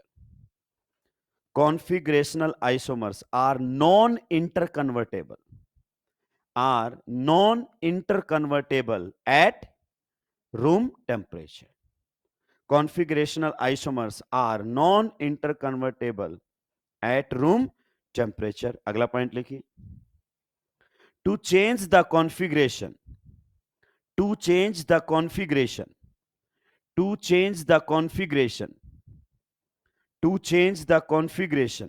at least one bond must be broken. To change the configuration at least one bond must be broken. अगर आपको किसी की कॉन्फ़िगरेशन बदलना है तो बॉन्ड तोड़े बिना कभी भी नहीं बदलेगा. जैसे सिस ट्रांस क्या होती है? कॉन्फ़िगरेशन. जिन्होंने सुना है वही ध्यान दें. तो सिस से ट्रांस में या ट्रांस से सिस में जाना है तो बॉन्ड तोड़ना. आरएस क्या होती है? कॉन्फी. तो आर से एस और एस से आर बिना बॉन्ड तोड़े कभी हो ही नहीं सकता. अगला पॉइंट और लिखिए. Conformation can be changed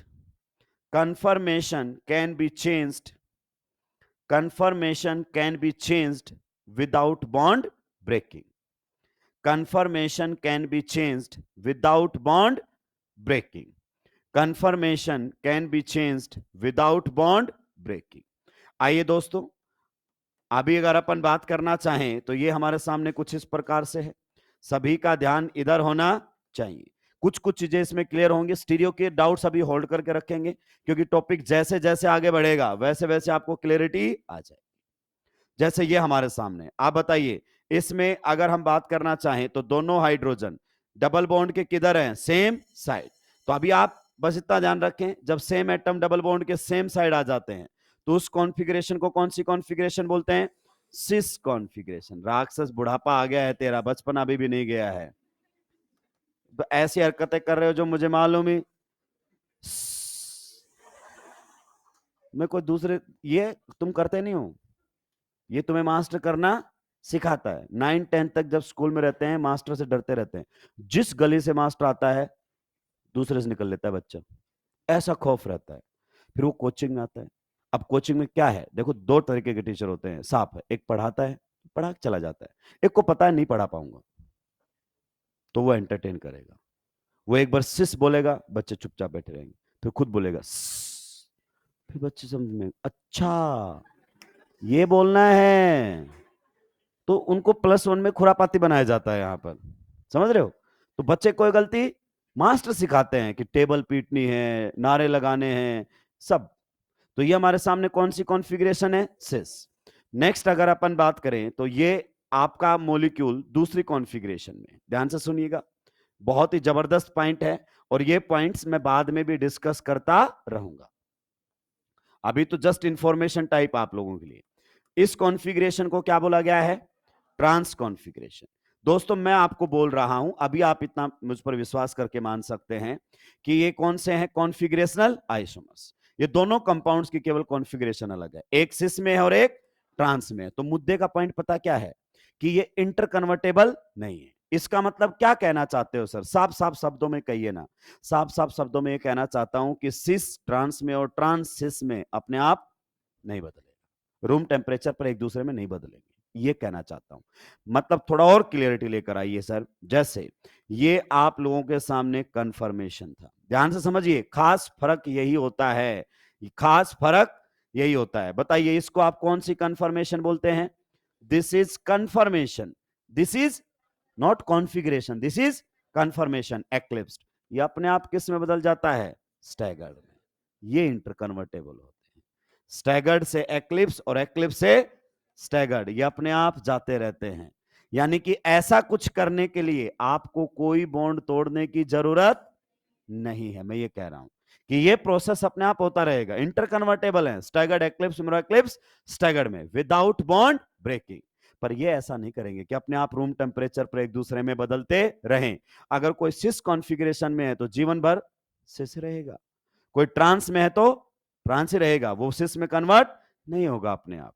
तो ये दोनों में बेसिक डिफरेंस है। ये आपकी कॉन्फ़िगरेशन होती है और ये आपकी कंफर्मेशन होती है।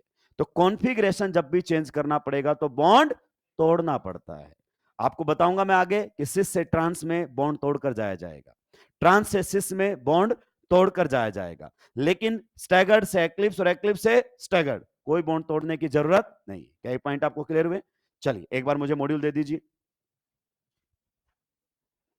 फिर से नहीं लाए क्या? गजनी 2 बन गई है क्या? सिक्वल आ गया है क्या गजनी का? नहीं आया है?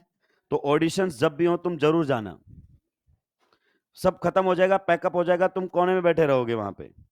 फिर डायरेक्टर आएगा कि आप, कि मैं भूल गया।